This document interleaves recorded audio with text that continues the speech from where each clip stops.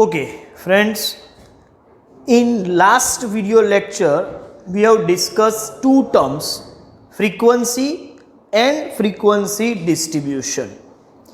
So now we are moving to the next term and it is types of frequency distribution. तो frequency distribution क्या है वो तो हमने देख लिया था। अच्छा, अभी फ्रीक्वेंसी डिस्ट्रीब्यूशन को भी हम दो कैटेगरी में डिवाइड कर सकते हैं। वो तो आपको पहले से पता चल गया कि वेरिएबल को जब हम प्रेजेंट करते हैं तो इंडिविजुअल भी प्रेजेंट करते हैं और ग्रुप में भी प्रेजेंट करते हैं। तो उस हिसाब से फ्रीक्वेंसी डिस्ट्रीब्यूशन दो टाइप की है। एक फ्रीक्वेंसी डिस्ट्रीब्यूशन को हम बोलेंगे डिस्क्रीट और दूसरा है कंटिन्यूअस। और कंटिन्यूअस बोले या फिर ग्रुप्ड बोले वो एक ही चीज है। डिस्क्रीट क्या है और कंटिन्यूअस क्या है? देखो, वेरिएबल को जब मैं इंडिविजुअली प्रेजेंट करूंगा, मतलब वो 10 मार्क का टेस्ट है तो वेरिएबल मैंने 0, 1, 2, 3 ऐसे इंडिविजुअली प्रेजेंट किया है तो वो डिस्क्रीट है। लेकिन जब मैं वेरिएबल को ग्रुप में प्रेजेंट करूंगा, मतलब 0 to 10, वो 100 मार्क का टेस्ट का इलस्ट्रेशन लेके चलते हैं, 0 to 10, 10 to 20, 20 to 30, उस हिसाब से हम देखेंगे तो वेरिएबल को जब मैंने ग्रुप में प्रेजेंट किया है तो जो फ्रीक्वेंसी डिस्ट्रीब्यूशन बनता है वो फ्रीक्वेंसी डिस्ट्रीब्यूशन है कंटिन्यूअस या ग्रुप फ्रीक्वेंसी डिस्ट्रीब्यूशन। तो समझ के चले, कंटिन्यूअस और discrete. Discrete is exactly the opposite of continuity. Discrete मतलब डिसकंटिन्यूटी, उसको हम डिस्क्रीट बोलते हैं। तो क्या लिख सकते हैं, देखते हैं। डिस्क्रीट में क्या लिखेंगे? Variables are presented individually. और ग्रुप में हम क्या लिखेंगे? Variables are presented in groups. तो डिस्क्रीट में वेरिएबल को हम इंडिविजुअली प्रेजेंट करते हैं और कंटिन्यूअस में या ग्रुप में वेरिएबल को ग्रुप में प्रेजेंट करते हैं। सर, कब हम डिस्क्रीट के हिसाब से अरेंजमेंट करें और कब ग्रुप के हिसाब से? तो बिल्कुल सिंपल है कि वेरिएबल की जो रेंज है वो बहुत ज्यादा है and number of items involve भी बहुत ज्यादा है। ज्यादातर तो रेंज से ही हमको पता चल जाएगा।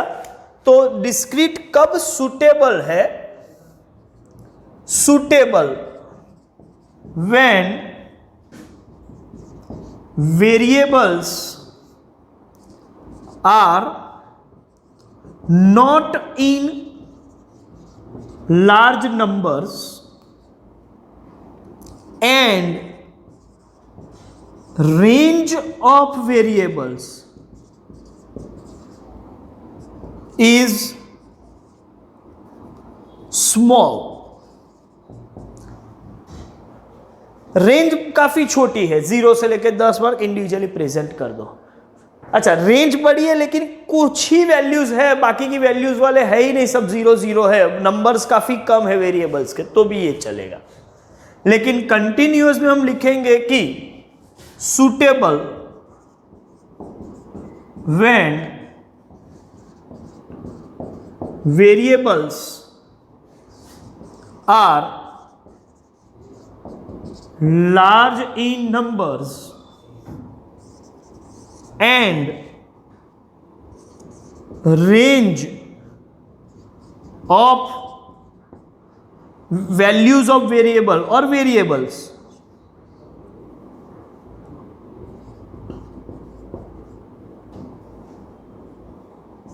is also large। Range is large, number of variables are large in numbers, तो कंटिन्यूअस सुटेबल है। उस वक्त डिस्क्रीट इंडिविजुअली प्रेजेंट नहीं कर सकते, वो 100 मार्क्स का टेस्ट है, तो यही पैटर्न सुटेबल है। अब ये जो कंटिन्यूअस वेरिएबल है ग्रुप, वो भी दो तरीके के हैं, उसमें भी दो सब कैटेगरी है। मतलब फ्रीक्वेंसी डिस्ट्रीब्यूशन की दो category, discrete and continuous. And continuous frequency distribution is further sub classified into other categories, और वो कैटेगरीज है एक्सक्लूसिव एंड इंक्लूसिव। तो टाइप्स ऑफ फ्रीक्वेंसी डिस्ट्रीब्यूशन का दो कैटेगरी, और उसमें भी कंटिन्यूअस जो है उसकी सब कैटेगरी भी दो है, एक्सक्लूसिव एंड इंक्लूसिव। सर ये एक्सक्लूसिव क्या है, इंक्लूसिव क्या है, ये दोनों को डिटेल में समझते हैं, ठीक है। लेकिन मैं इससे पहले यहाँ थोड़ा स्पेस आपके लिए बना दूं, बाद में देखते हैं कि ये इंक्लूसिव क्या है और एक्सक्लूसिव क्या है। ओके, तो frequency distribution can be classified in two categories, discrete and continuous, and continuous frequency distribution be further classified in two categories, exclusive and inclusive. Now the matter is, what is exclusive classification and what is inclusive classification? इसको समझने के लिए हम एक simple सा example लेके चलते हैं। मान लो कि क्लास या ग्रुप जो है, क्योंकि वो जो हर ग्रुप है मैं 0 to 10 ऐसे लिख रहा हूं, 0 to 10 या 10 to 20, 20 to 30, इसको मैं बोलूंगा क्लास। सपोज ये मार्क्स के क्लासेस है, 0 to 10, 10 to 20 एंड 20 to 30। ये एक पैटर्न है। दूसरी एक पैटर्न से मैं फिर से क्लास लिख रहा हूं, जिसमें लिखूंगा 1 to 10, 11 to 20 एंड 21 to 30। हाँ, फ्रीक्वेंसी कुछ भी हो सकती है, लेकिन ये ऐसा क्लासिफिकेशन है, देखो ये दोनों ग्रुप ही है, मतलब कंटिन्यूअस फ्रीक्वेंसी डिस्ट्रीब्यूशन ही है। लेकिन ये जो क्लास है, ठीक है, 0 to 10, 10 to 20, 20 to 30, और ये जो पैटर्न है 1 to 10, 11 to 20, 21 to 30, वो दोनों पैटर्न में थोड़ा फर्क आपको दिखेगा। हाँ सर, थोड़ा डिफरेंस तो है।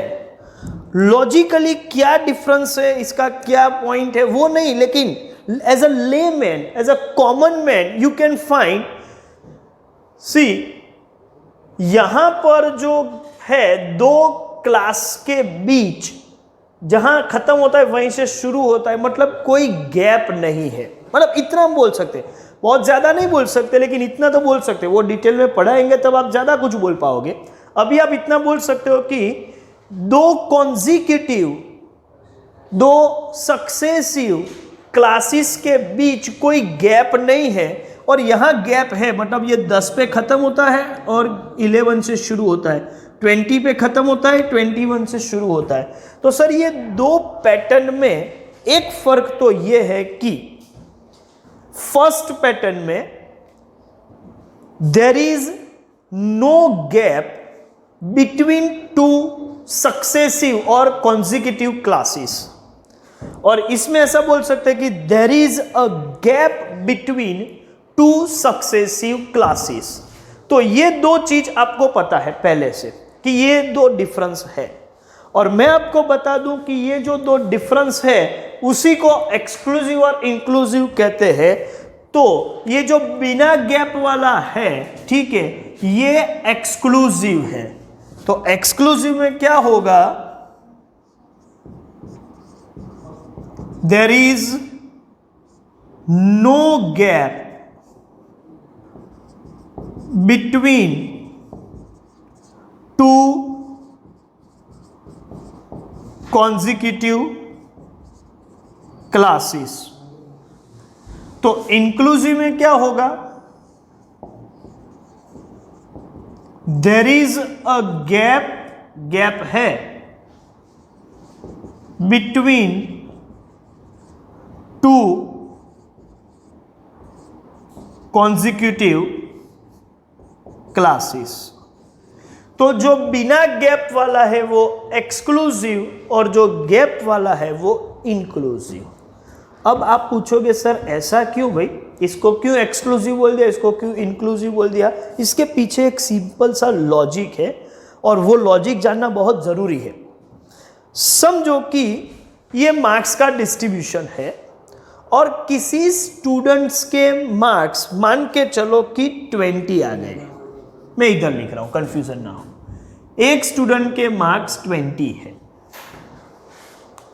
अब देखो ये जो क्लास है उसमें 0 से लेके 10 तक जो भी मार्क्स हम ले सकते हैं, 0 to 20, तो ये जो क्लास है 0 to 10, 10 to 20, 20 to 30, ये जो क्लासेस है, ठीक है, वो इंडिविजुअली क्लासेस है। उसका जो एक्सट्रीम पॉइंट है, मतलब 0 to 10 का एक्सट्रीम पॉइंट, लोअर एक्सट्रीम 0 है और अपर एक्सट्रीम 10 है, उसको बोलते हैं क्लास लिमिट। मैं उसको फिर से भी एक्सप्लेन करूंगा, लेकिन अब समझ के चलो कि उसको हम बोलते हैं क्लास लिमिट। और ये जो क्लास लिमिट है वो दो है, लोअर लिमिट भी है और अपर लिमिट भी है। तो lower class limit, upper class limit, ऐसा मान के चलते हैं। तो 0 is lower class limit, 10 is upper class limit. 10 to 20 तो 10 लोअर क्लास है, 20 अपर क्लास है। 20 to 30, 20 लोअर लिमिट है, 30 अपर लिमिट है। लेकिन ये पैटर्न में देखें तो 1 to 10, 11 to 20, 21 to 30, तो 1 lower limit, 10 upper limit, 11 lower limit, 20 upper limit, 21 lower limit, 30 upper limit, ऐसा मान के चलते हैं। ये थोड़ा समझने के लिए। अब मैं यहां पर आ जाता हूं फिर से। ये जो 20 मार्क्स है, तो 20 मार्क्स वाला ये स्टूडेंट कहां क्लासीफाई होगा, 10 to 20 में या 20 to 30 में? तो मैं आपको बता दूं कि वो क्लासीफाई होगा 20 to 30 में। लेकिन इस पैटर्न से जब हम क्लासिफिकेशन करते हैं वो गैप वाला, तो वो क्लासीफाई होगा 11 to 20 में। तो इसका क्या मतलब हुआ? इसका ये मतलब हुआ कि 0 to 10 जो क्लास है उसमें 0 तो कवर होगा लेकिन 10 कवर नहीं होगा। 10 के लिए आपको नीचे जाना पड़ेगा। तो 0 to 10 में 0 is included, 10 is excluded. 10 to 20 में 10 is included, 20 is excluded. 20 to 30 में 20 is included, 30 is excluded. But in this classification, in 1 to 10, 1 is included, 10 is also included, क्योंकि 10 होगा तो भी हम यहीं रखेंगे। 11 to 20, so 11 is included, 20 is included. 21 to 30 में 21 is included, 30 is also included. Means ये जो पैटर्न है बिना गैप वाला, उसमें लोअर लिमिट का जो वैल्यू है वो तो इंक्लूड होता है, लेकिन अपर लिमिट वाला वैल्यू वो क्लास में इंक्लूड नहीं होता, एक्सक्लूड होता है। और ये गैप वाले जो सिचुएशन है उसमें लोअर लिमिट की वैल्यूज तो इंक्लूड होती ही है, साथ में अपर लिमिट का वैल्यू भी इंक्लूड होता है। मतलब दोनों क्लास लिमिट इंक्लूड होती है, मतलब लोअर तो दोनों में होती है, लोअर लिमिट तो दोनों पैटर्न में इंक्लूड होती है। डिफरेंस किसकी वजह से है? अपर लिमिट की वजह से। तो ये टाइप के क्लासिफिकेशन में अपर लिमिट इज एक्सक्लूडेड और यहां पर आप बोलोगे अपर लिमिट इज इंक्लूडेड। तो ये अपर लिमिट एक्सक्लूड होती है, उसकी वजह से हम उसको बोलते हैं एक्सक्लूसिव। क्यों इसको एक्सक्लूसिव बोलते हैं? Because value of variable corresponding to upper limit is excluded from that class and will be included in next class. यहां आप बोल सकते हो कि value of upper limit is included in that class itself, तो इसकी वजह से उसको इंक्लूसिव बोलते हैं। तो इन नटशेल आप इतना समझो कि in exclusive classification, lower limit is included but upper limit is excluded, ये पैटर्न में।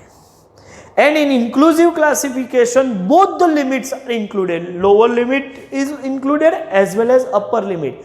Both the limits are included, then it is called inclusive. That is why it is called inclusive classification.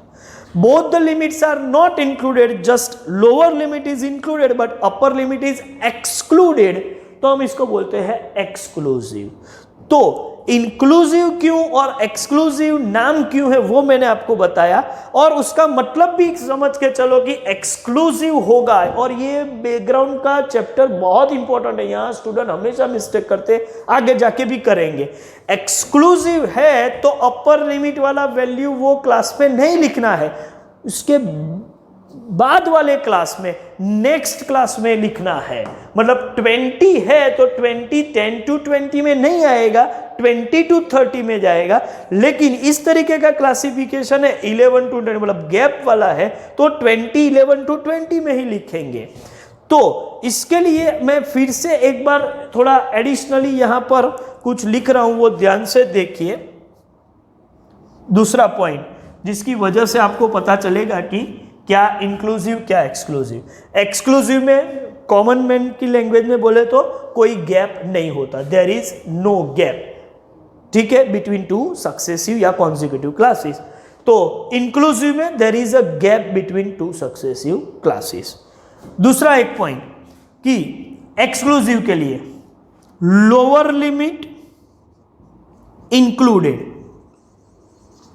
But upper limit excluded. तो यहां क्या होगा, lower limit ये case में included, upper limit is also included. तो दोनों limit include होती है तो इंक्लूसिव, एक लिमिट इंक्लूड होती है एक एक्सक्लूड होती है तो ये एक्सक्लूसिव। तो ये इस तरीके से याद रखना है कि क्यों एक को एक्सक्लूसिव बोलते हैं, क्यों एक को इंक्लूसिव बोलते हैं। और मैं ऐसे भी बोल सकता हूं या लिख सकता हूं, मैं सिर्फ बोल रहा हूं, वो लिखने की इतनी जगह नहीं है। तो क्या बोलेंगे, a value of variable, lower का तो देखो नहीं क्योंकि दोनों केस में लोअर लिमिट तो इंक्लूडेड ही है, डिफरेंस होने की वजह सिर्फ अपर लिमिट है। अपर लिमिट एक्सक्लूडेड तो एक्सक्लूसिव, अपर लिमिट इंक्लूडेड तो इंक्लूसिव। तो हम ये बोलेंगे कि value of variable corresponding to upper limit of the class is included in the class, then it is inclusive, is excluded in the class, then it is exclusive. सिर्फ क्या याद रखना है, value of variable corresponding to upper limit. तो मुझे लगता है कि ये पूरा डिस्कशन जो हमने किया वो अभी आपको समझ में आ गया होगा। आज जो हमने वो पढ़ा, वो क्या पढ़ा, फ्रीक्वेंसी डिस्ट्रीब्यूशन का मीनिंग, और फ्रीक्वेंसी डिस्ट्रीब्यूशन किसको बोलते हैं, ठीक है। तो मैं पूरा आज का जो लेक्चर है, ये अभी का वीडियो लेक्चर, उसको समराइज करके प्रेजेंट करूं तो हमने शुरुआत की थी मीनिंग और sorry types of frequency distribution से। फ्रीक्वेंसी डिस्ट्रीब्यूशन दो टाइप के हैं, डिस्क्रीट एंड कंटिन्यूअस। डिस्क्रीट किसको बोलते हैं, तो value of variable individually present किए होते हैं फ्रीक्वेंसी डिस्ट्रीब्यूशन में, तो वो डिस्क्रीट है। और वैल्यूज ऑफ वेरिएबल ग्रुप में प्रेजेंट करते हैं तो वो कंटिन्यूअस या ग्रुप फ्रीक्वेंसी डिस्ट्रीब्यूशन। यदि आप ग्रुप में प्रेजेंट करते हो तो दो पॉसिबिलिटी है, या तो वो इंक्लूसिव होगा या एक्सक्लूसिव होगा। गैप नहीं है, दो क्लासेस के बीच गैप नहीं है तो एक्सक्लूसिव, और गैप है तो इंक्लूसिव। एक और पॉइंट, गैप है या नहीं है वो तो बराबर है, लेकिन इंक्लूसिव एक्सक्लूसिव क्यों बोलते हैं, तो उसके लिए हम देखेंगे कि लोअर लिमिट और अपर लिमिट की वैल्यू इंक्लूड होती है या एक्सक्लूड होती है। तो लोअर लिमिट और अपर लिमिट दोनों की वैल्यू वही क्लास में इंक्लूड होती है तो वो एक्सक्लूसिव माना जाएगा। But lower limit is included but upper limit is excluded, तो आप बोल दो कि वो एक्सक्लूसिव है। क्लियर? तो बाकी का काम हम नेक्स्ट लेक्चर में करेंगे। Thank you very much.